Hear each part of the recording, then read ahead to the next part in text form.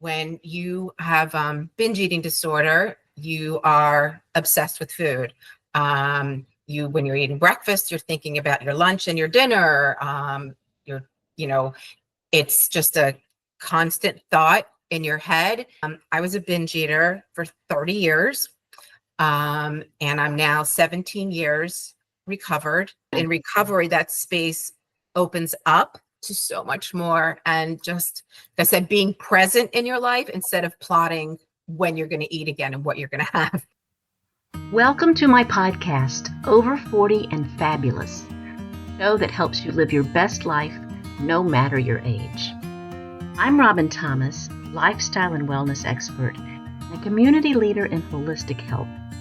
I'm the founder of Living Well Connections, a healthy living community that supports, educates, and empowers us all to make healthy decisions toward a more balanced and fulfilling life. Today, our guest is Ronni Robinson. She is an author, mom, certified eating disorder recovery coach, 3-time Ironman, recovered binge eater, introvert, and the mom of a foster fail cat. She binged for 30 years and now has recovered for 17. Her passion is helping other women still struggling with binge eating disorder. Let's give a warm welcome to Ronni. Ronni, I am so happy to have you join us here in the podcast. Welcome. Thank you, Robin. Thank you so much for having me. I'm excited to speak today with you. Yeah. You do such good work with people, and it may be something that people don't even realize they might want to reach out to you and find out more. Can you tell us a little bit about what you do and your personal story? You know, what led you to be working with people who have eating disorders? Yeah, so to answer your first question, I think was what is binge eating, right? Is that, or no, I work with women to help them overcome binge eating without any diets or elimination of foods, to help them reclaim their lives. When you have binge eating disorder, you are obsessed with food. When you're eating breakfast, you're thinking about your lunch and your dinner. It's just a constant thought in your head. And when you are eating, you feel out of control. And there's more to that we can get into later, but I help women recover from that and heal from that and help to, transform their lives from one where they are all their headspace is for food to have their headspace be opened up to so much more in life. And my personal story, I was a binge eater for 30 years, and I'm now 17 years recovered. My binge eating started when I was 9, and I didn't even know I was a binge eater until I was 39, where I had this aha moment where I was watching television one night. My children, I put them to bed, my husband was out, and I happened to have heard compulsive overeater on television. And for whatever reason in the universe, that struck a chord in me. And I went on to Google and I started searching. And the most prominent thing that came up was Overeaters Anonymous.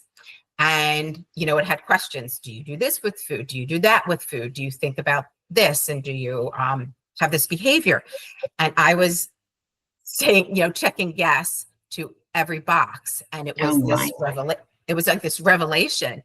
My first thought was so silly, but I'm like, one person made a website about this, right? Like, it's me and this one person, that's all. And it's slowly, as I kept Googling, I found out that, what I was doing with food, eating out of control and eating lots of food in short amount of time and eating way beyond fullness. And I did this regularly, that, this was a thing, and I thought it was just me and what I did. And I had a sweet tooth, But it was, so much more than that. And I learned that it was a mental health issue, which, you know, um, 17 years ago, was such a stigma. It's still, unfortunately, somewhat of a stigma today, but less so than it was then. So I had, emotions about that. But I also learned in my Googling that this is something that you can recover from. And that's what I hooked into. I was like, oh my God, I can stop doing this. That would be amazing. So yeah, I put on a full-on attack. It was be as if I would be given, some, pretty, a bad medical diagnosis. What can I do to stop this and, end it and get rid of it? And yeah, I went on with therapy was the most important, probably part of it. And I also went to OA meetings for about a year. I didn't prescribe to the 12-step program necessarily, but I found a lot from the community of it all. I started reading books about other people who had eating disorders and recovered. And I also started an anonymous blog. I'm a writer by trade, and it seemed perfectly natural to me to sort of, I had a blog where I can be anonymous, and I would write down, write out and post, my crazy thoughts about food and what I did. And I slowly found community in there. So yeah, all these things put together, that was like my 4-pronged attack to, to trying to recover and to, put this behind me. And, as that was going on, 12 years into that, about 5 years or so ago, I felt very solid. I mean, I felt good in my recovery for a while, but at 12 years, I'm like, you know what? I'm definitely on solid footing here. I think I'm going to write my memoir, because if my memoir can help somebody else, even just one person, then that would be amazing for me. And I would, be, so humbled by that. And at the same time, I got certified to be an eating disorder recovery coach. Like I said, to, help women who are struggling. And, I just wanted to pay my recovery forward. That's why I wrote the book. That's why I became a coach. I felt like if I can do it after 30 years of this being my life, other people, I can help other people to recover too. I mean, like if I did it, you can do it. That's great. That's great. I love how you pulled in, you had to explore all kinds of ways to heal yourself from this. And it's mentally, it's physically, it's a lot of different ways, and you have this. One of the things when we were talking, you said people often feel this out of control, but then they feel ashamed. So they're going through this mental guilt cycle. They crave I think it's often typically sweets, but not always sweets. It could be anything. Crave a food, and then they feel bad about themselves for craving it, and especially if they gave into their cravings in a big way.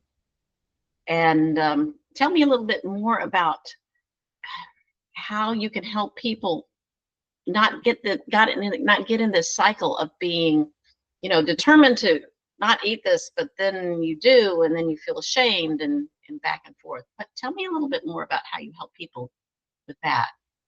Yeah, the binge eating cycle is vicious. It's really hard. And like you said, and it's not even craving sometimes. Sometimes it is a craving. Sometimes it's just this desire that you can't put, a word to. It's, I used to describe it as like my switch went off, right? Something changed and I'm laser focused on stuffing food in my face. And like you said, it can be sweets. It's usually carby things. We're not usually binging on carrots and lettuce and celery, right? It's mostly, usually higher fat and carby and, like you said, sweets, or salty products as well. You consume these products and you're, like I said, laser focused on doing that. And then, sometimes you feel like I shouldn't be doing this, but you just can't help it. This desire, this burning urge you have to keep eating, is just so destructive and so there. And then, yes, Afterwards, you feel overly full. You're completely disgusted with yourself. You feel disgusted. It's so shameful and you feel so guilty and you wonder, what is wrong with me? Why can't I control myself? And you really, berate yourself about it. And like you said, feel very guilty. And it's just, and you say, I'm going to do better tomorrow. I'm not going to do this. Or on Monday, I'm going to start being good. And it's just really hard to break that cycle. How do you help them realize that it's not their fault? Because I think women, well, it's not only about women, because men do this too. But I do know that women are always walking around thinking if something goes wrong, it's my fault. Oh, absolutely. I don't know as many men who walk around saying that. Right. Yeah. It's very common for women to go, like, if something happens, it's like, it's my fault. It's my fault. How do we get over that? Yeah, we do. To your point, as women tend to be, I think, more people pleasing, right, than men. And then we take on that guilt. That guilt and shame and feeling like it's our fault. Just first, let me say, having an eating disorder is not your fault. You can't help it. It's not about just, people say, just stop eating or eat less. It's just so, push your plate away. It's just so not about that. It is a mental health issue, and it usually stems from something in your childhood, some kind of trauma. It can be I hope not, but a big, icky trauma, or it can be small, like repetitive negative behaviors. Just something like, I know it was for me, I grew up in a family that wasn't nurturing at all. There was no emotional support from anybody. There was no closeness that was fostered. There were like my brother and I, my mom and dad, and we were like all on our own little island, in a sense, right? And that can stem from, that was for me. And also my mother hid cookies for me when I was 9 and never explained anything. So, there's other, traumas like seeing your parents fight all the time, having, the food police in your house, somebody saying you can't leave the table until you clear your plate. There's so many things that can be happening that are very normal to you as a child, right? Like, this is your life and this is very normal to me. There's nothing dysfunctional going on around here. But, it turns out if you go to therapy and somebody unearths, by digging into your past, you find that you've had these micro traumas. And these micro traumas have you as a small child internalizing messages about yourself. Because as a child, you can't process anything. You're not even aware it's happening. But these actions that are going on in your home make you feel unlovable and unworthy and not deserving, and you're not enough. And that sticks through you, right? That just lives in you, could be for decades. And that manifests itself in an eating disorder. You're trying, when you're little, and then you feel as a child, you really can't control very much in your life, right? Everything's decided for you. But you can start controlling food, right? You can sneak things. You can have access to a market, or, you know what I mean? There's a way that kids start using food to cope. It becomes love. It's always there for them. Unlike, maybe the family that you grew up in, there's no judgment, from the food. The food doesn't bring on a feeling of, failure or, anything along those lines.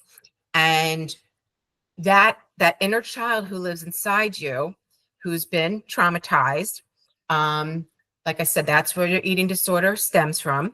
And until you can dig into that with a therapist and help you, kind of open the door to all these things that you've been feeling inside you, to embrace what happened, to acknowledge what happened, to understand what happened, and to understand in most cases, your parents, or one parent or the other, they weren't trying to do anything malicious. They were doing the best that they could, with what they had, what they knew, how they were wired.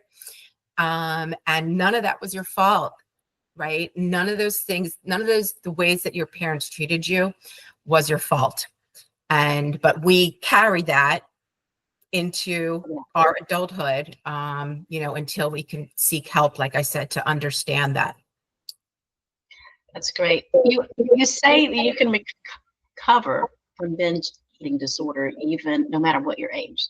So you can be in your 40s and 50s or even 60s or 70s, and you say, "Oh, I've just been this way my whole life," but you can recover. So therapy is important. Is it important when choosing a therapist to find one who is on the same board about binge eating? Because I could see how it might backfire sometimes.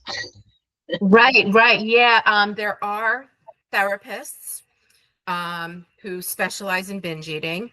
And there's therapists who haven't. There's also coaches like me, right, who specialize in binge eating. I personally feel it's important for the therapist to have perhaps gone through it. I don't think a normal eater can ever understand what it's like to have these compulsions, right? And in a sense, it's like an addiction, like alcohol or drugs or gambling. There's always something below, right? Like I said, the inner child issue that has, that you, as your coping mechanism, you choose this addiction to numb out and not feel those feelings. And there is definitely, even though you have been doing this for decades and it just feels like this is me and this is how I'm going to always be, and nothing's ever going to change, there is recovery. Like I said, I binged eat for 30 years, and there's probably people who've been doing it more and just, didn't recognize it. Like I said, they just kind of thought, this is me, this is my life, this is what I do. Even though it's so destructive and so physically taxing, and it's so mentally taxing. But that can change with the help, like you were saying, a therapist who specializes in eating disorders. Hopefully, not that I would wish this, but somebody who's maybe experienced it, right? So that they really can understand where you're coming from. And I think, like I said, there's other components to it. I think it's helpful to read books about it, right? That will, you'll see yourself in these people, and you'll see that there is hope for recovery. And there's also what I do with my clients is I help them separate food from their emotions. I help them make peace with food and help dismantle diet culture. Get to a point of intuitive eating where you're listening to your body, actually tuning in to your hunger cues and fullness cues, something that has been completely out of your life, perhaps for decades, and working on self-care. These are all the ways that, I work with women to help them, even after decades, to recover from binge eating disorder. So those are all wonderful steps. I love hearing how you work with people. You also have a book out. So you mentioned read books, but you have a book, and it's Out of the Pantry, a Disordered Eating Journal. I would say that it's a great way to learn more, and maybe to find out if you resonate with what is going on in this book. Yeah, it's that would be a great thing. I'm gonna put a link to the book in the show notes, so people can there's one thing, a 20-minute podcast does not bring all the information that is needed And your book is going to be a great resource for people if they just have a hint of thinking, is it just, do I just have a sweet tooth? I even said this to you before we started recording. I have a sweet tooth. Okay, do I have a binge eating disorder? It's hard for me to know.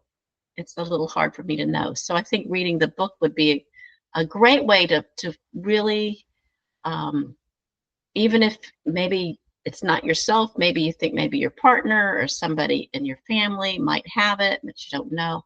I think this book would be a wonderful first place to start. Yeah, thank you so much for saying that. And it's my whole journey, including my crazy thoughts about food, my crazy behaviors with food, relationships that I was in, and how the eating disorder played out there, and how my childhood came into those relationships.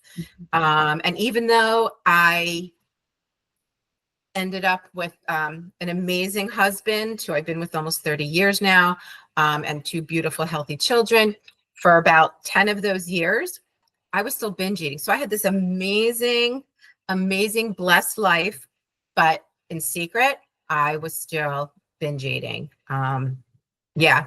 And like I said, I didn't even realize that's what that was. It was just something I did.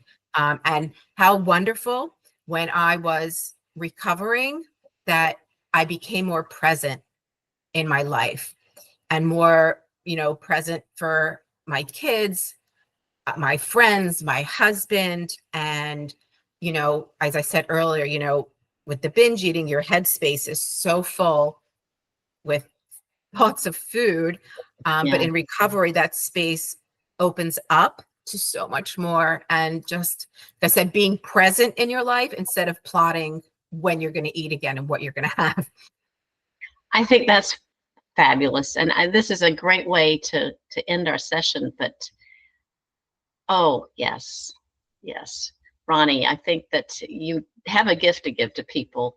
And like you said, replacing the constant thought about food to people around you and family, it's so important, so very important. If I will post the book, as I said, but also, what is the best way if someone wants to reach out to you and talk to you? What is the best way for them to reach you? Yeah, the best ways is probably 2 ways. One is that I'm on Instagram.